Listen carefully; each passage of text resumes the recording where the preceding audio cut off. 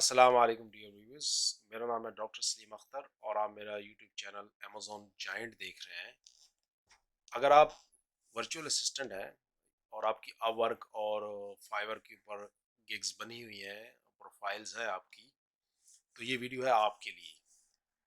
मेरा नाम है डॉक्टर सलीम अख्तर और मैं यूके में पिछले 13 से 14 साल से रिहाइश पजीर हूँ और इस अरसे के अंदर मैंने काफ़ी अकाउंट्स अपने डेवलप किए हैं, मुख्तलिफ क्लाइंट्स के मैंने अकाउंट्स डेवलप किए हैं और उसके बाद मैंने ओवर द ईयर मुख्तलिफ किस्म के सिनेरियोज देखे, कैसे सेल्स करनी है और किस तरीके से आपको लिस्टिंग्स हेल्थ कैसी होनी चाहिए और ये एडवर्टाइजिंग को कैसे मैनेज किया जाए, उसके ऊपर मैंने एक काफ़ी दिनों से सोच रहा था कि एक जो एल्गोरिदम है, एल्गोरिदम 8 फिर 9 आया, फिर 10 आया और फिर उसके बाद 11। इस एल्गोरिदम से पहले 2008 2007-8 के अंदर क्या होता था, 2007-8 के अंदर ये होता था, कोई एल्गोरिदम की बात नहीं थी, एडवर्टाइजिंग के बगैर लोग सेल करते थे। लेकिन 2016-17 के बाद बहुत ज़्यादा तादाद में सेलर्स आ गए और क्योंकि हम खुद भी सेल करते थे और लोगों को मैं सर्विसेज भी देता था, तो मैंने ओवर द ईयर पिछले अपने 13 साल के अंदर एक बहुत अमेजोन के अंदर उतार चढ़ाव देखा।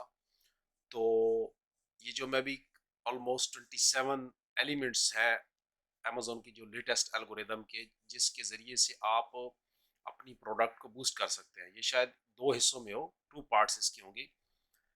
जो नए बंदे हैं या जिनको एल्गोरिदम का भी नहीं पता है, जो आवर के ऊपर सर्विसेज दे रहे हैं, फाइवर के ऊपर या अमेजोन के अकाउंट्स को हैंडल कर रहे हैं, उनके लिए बड़ी इंपॉर्टेंट वीडियो है जिसके अंदर मैं पहले एल्गोरिदम के बारे में बताऊंगा, फिर उसके एलिमेंट्स के बारे में बताऊंगा। अगर आप और थोड़ा ये फास्ट होगा क्योंकि ये बहुत ज़्यादा एलिमेंट्स हैं और टाइम को शॉर्ट वीडियोस को शॉर्ट करना है।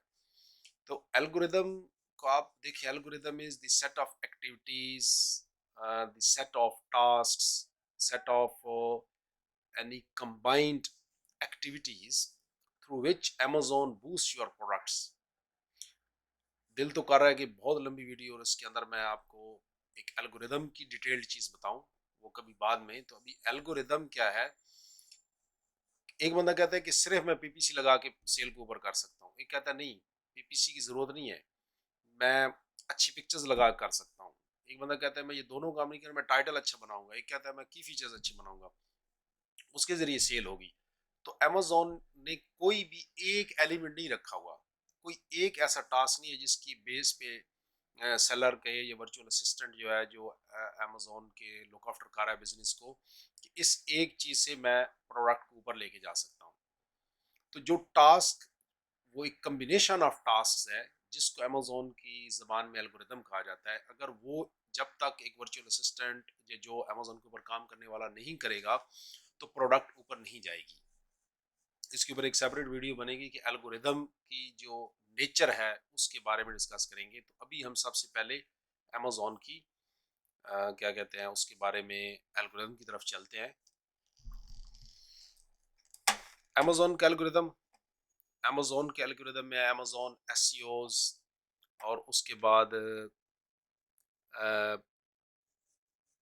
एसईओज के गिर्द ये घूमता है, जिसमें ऑप्टिमाइजेशन भी है, बेटर रैंकिंग है, मोर विजिबिलिटी है, मोर सेल्स फिर उससे होती है। ये एक सर्कल है जी। अमेजोन का जो पहला एल्गोरिदम का एलिमेंट है ना, वो असली टाइटल है कि प्रोडक्ट के देखने से पहले, प्रोडक्ट को कभी पिक्चर नहीं देखी किसी ने, सबसे पहले जो चीज सर्च होने वाली है वो टाइटल के जरिए है। Title is more crucial element in the algorithm of Amazon.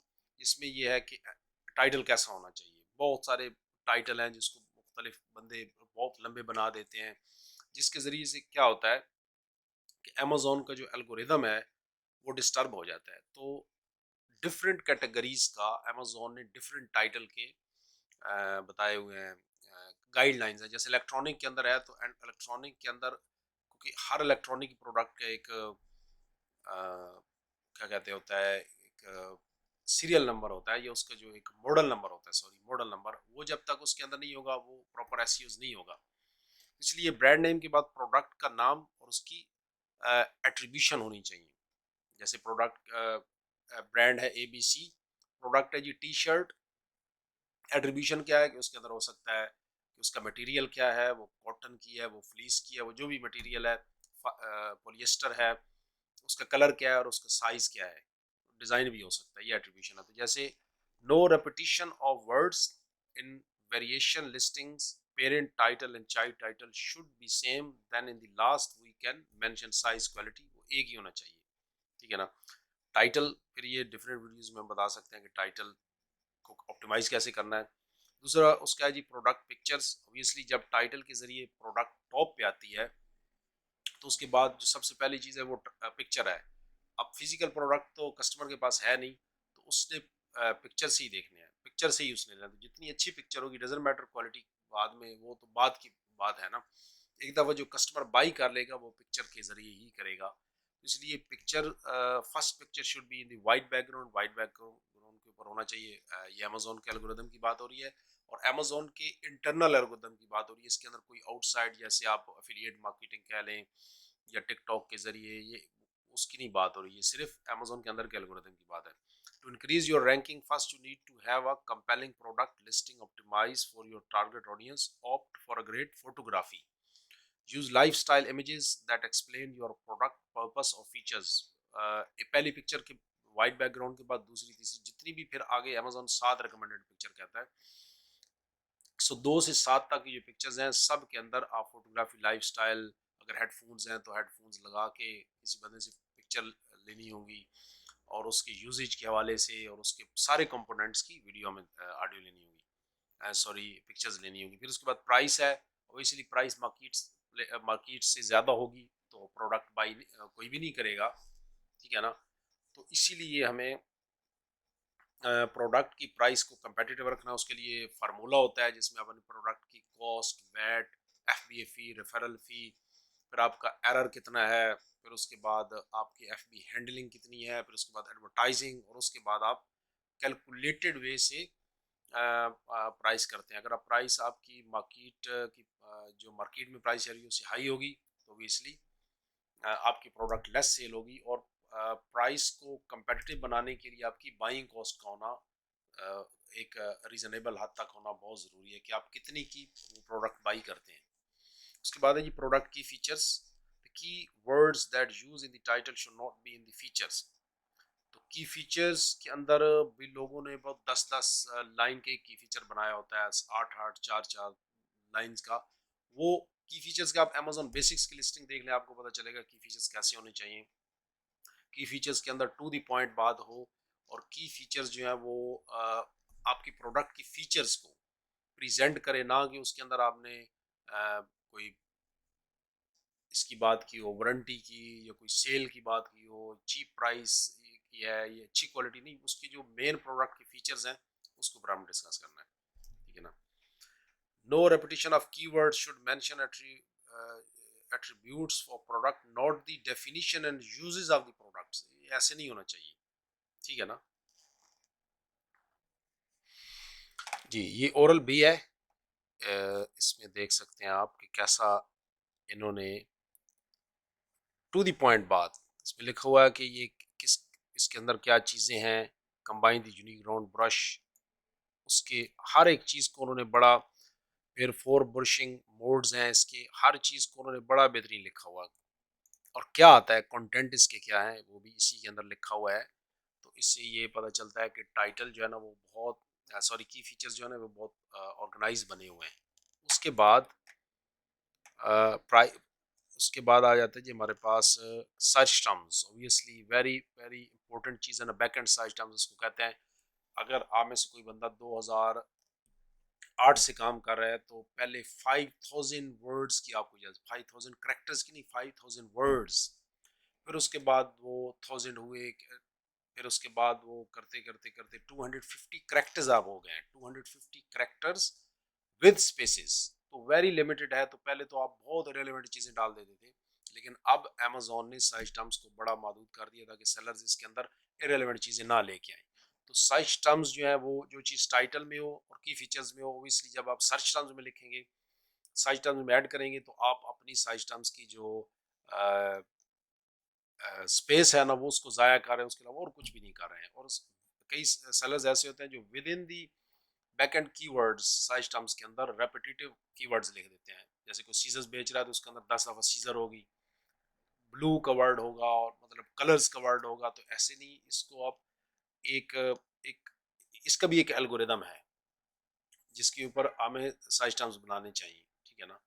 और उसको टू द पॉइंट रखना चाहिए। उसके बाद है जी ए प्लस कंटेंट। ऑब्वियसली अगर आप ब्रांड रजिस्टर्ड नहीं है तो डिस्क्रिप्शन होता है, डिस्क्रिप्शन हो ए प्लस कंटेंट हो, it contributes towards overall sale 5% of the sales. तो 5 जो परसेंट सेल है वो सिर्फ ए प्लस कंटेंट से। ऑब्वियसली अगर आप ब्रांड रजिस्टर्ड होती है तो इसलिए ए प्लस कंटेंट का होना बड़ा ज़रूरी है।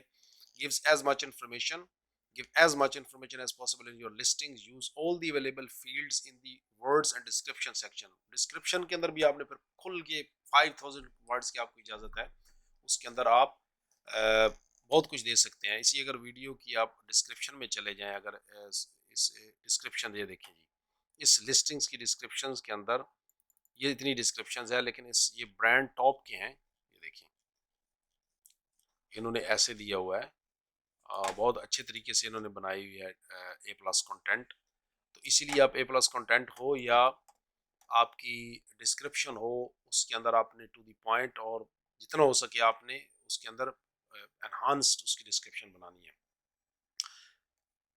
उसमें क्या लिखते हैं जी, प्रोडक्ट टेक्निकल डिटेल्स। ये हमारे जितने भी एशियन सेलर्स हैं वो इसको बॉदर नहीं करते हैं। प्रोडक्ट की टेक्निकल डिटेल होना बहुत ज़रूरी है।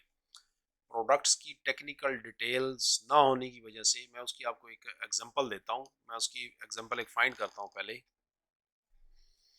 जी। ये देखें आप, इसकी टेक्निकल डिटेल्स में आप देखें जितना एक पॉसिबल था, उन्होंने कई तो होते हैं उनकी बहुत ज़्यादा होती थी। इसकी यही चीज़ चाहिए थी कि इसका ब्रांड नेम, इसका कलर और ये कितना। ये टेक्निकल डिटेल पेज भी, वो टेक्निकल डिटेल पेज में जाने से ही पता चलता है। और उसके अंदर ये आप चीज़ें डालेंगे तो उससे उसका एक बहुत बड़ा इम्पैक्ट पड़ता है। क्योंकि ओबियसली अमेजोन यानी कस्टमर कभी कभी यहाँ पे जो टेक्निकल डिटेल पेज के अंदर चीज़ें होती हैं वो कहीं और नहीं होती हैं। तो ये सारी चीज़ें एक वन गो में, इनको आप की फीचर्स में भी लिख सकते हैं, डिस्क्रिप्शन में भी। लेकिन ये अमेजोन का जो मेन डिफाइंड एरिया है जहाँ पे आपने अपनी प्रोडक्ट की सारी चीज़ें जैसे इसने लिखी हुई हैं वो लिखनी है, ताकि उसके ज़रिए हमारी सेल बूस्ट हो। उस टेक्निकल डिटेल पेज के बाद when we select the right category of product, then Amazon will show us exact detail field in order to insert product technical detail। हाँ ये चीज़ है। जैसे कि किसी ने जैसे ये माइक है, इस माइक को उन्होंने किसी और कैटेगरी में स्टार्ट में लगा दिया, तो वो फिर जैसे कि इस वेज की कैटेगरी में लगा दिया या डेकोरेशन में, तो वो लग तो जाएगा अमेजोन, लेकिन उसके अंदर फिर वो technical details related to mike नहीं आएंगी। तो इसलिए हमें स्टार्ट से ही प्रोडक्ट कैटेगरी को सिलेक्ट सही करना है, जिसके ज़रिए से हमारे टेक्निकल डिटेल पेज स्टार्ट से ही आए और हम उनको फिल करें। सेलर अथॉरिटी बहुत अहम है जी। Seller authority deals with seller metrics that are under Amazon's control, like listings अच्छी होनी चाहिए, बाई बॉक्स आपके पास होना चाहिए, सेलर फीडबैक अच्छी होनी चाहिए, सिंस यू और उसके बाद since you how long you are been on Amazon. Amazon की सेलर अथॉरिटी बढ़ती जाती है जैसे जैसे वो सेल करता है ज़्यादा और पुराना सेलर होता जाता है। जैसे प्रोडक्ट की रैंकिंग होती है, इसी तरीके से सेलर्स की भी रैंकिंग अमेजोन के ऊपर है। तो जिसकी जितनी ज़्यादा सेलर अथॉरिटी होगी, रैंकिंग अच्छी होगी, वो नई प्रोडक्ट लॉन्च करेगा तो अमेजोन उसको जल्द बूस्ट करेगा एज कम्पेयर टू एक नए सेलर, ठीक है ना। तो और उसके बाद how well did you handle product returns. अब इसका भी तल्लक, ये भी अमेजोन के एल्गोरिदम का हिस्सा है कि किस तरीके से आप प्रोडक्ट की रिटर्न्स को हैंडल करते हैं और अपनी जो सेलर मैट्रिक्स को कैसे इम्प्रूव करते हैं। ये सारी चीज़ें इन्फ्लुएंस करती हैं सेलर अथॉरिटी को। सेलर अथॉरिटी जितनी ज़्यादा होगी और स्ट्रॉन्ग होगी, आपकी प्रोडक्ट जो अमेजोन पे लगी होंगी वो भी बहुत वो भी बूस्ट होंगी। कंट्रोल ऑफ लिस्टिंग्स ये भी सेलर अथॉरिटी के अंदर है। सेल्स हिस्ट्री भी ये इस it contributes toward seller authority. Seller authority में क्या है, कंट्रोल ऑफ लिस्टिंग्स है, सेल्स हिस्ट्री है। Amazon looks into the totality of your sales history to rank your products in the organic results। wow, products with consistent sale history rank higher in the search result। अब देखिए जो consistent एक history चल रही होगी, Amazon उसको front पे ले आएगा उनको। सेलर रेटिंग, आपकी सेलर रेटिंग जिसकी बात की, सेलर फीडबैक, आपकी फीडबैक पॉजिटिव आए। अगर कोई नेगेटिव फीडबैक है तो फ़ौरन उसको हमें रिमूव कराना है, ताकि वो हमारी सेलर अथॉरिटी को डिस्टर्ब ना करे। रिटर्न रिक्वेस्ट रेट, कि आपका रिटर्न रिक्वेस्ट रेट कब इंक्रीज होता है, जब आप की प्रोडक्ट की क्वालिटी अच्छी नहीं होती, तो पिक्चर अच्छी होती है, लोग ले लेते हैं, कस्टमर ले लेते हैं। जब उनके पास प्रोडक्ट फिजिकल उनके हाथों में आती है तो वो देखते हैं तो अच्छी नहीं है, तो उससे फिर रिटर्न रेट अच्छा नहीं होता। तो रिटर्न रेट, अब एक आपको ट्रिक बताता हूँ, रिटर्न रेट को इम्प्रूव करने के लिए हम कस्टमर के रिव्यूज़ पढ़ेंगे।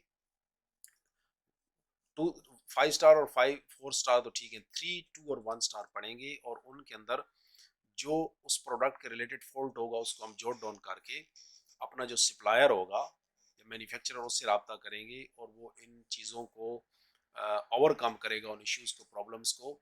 तो इसके ज़रिए से फिर रिटर्न रेट जो है वो लो होगा, क्योंकि प्रोडक्ट की क्वालिटी अच्छी होगी। और फिर उसके बाद जो रिटर्न रिक्वेस्ट रेट है ना वो कम हो जाएगा ऑटोमेटिकली। और seller performance matrix, seller performance matrix बहुत मैटर करते हैं।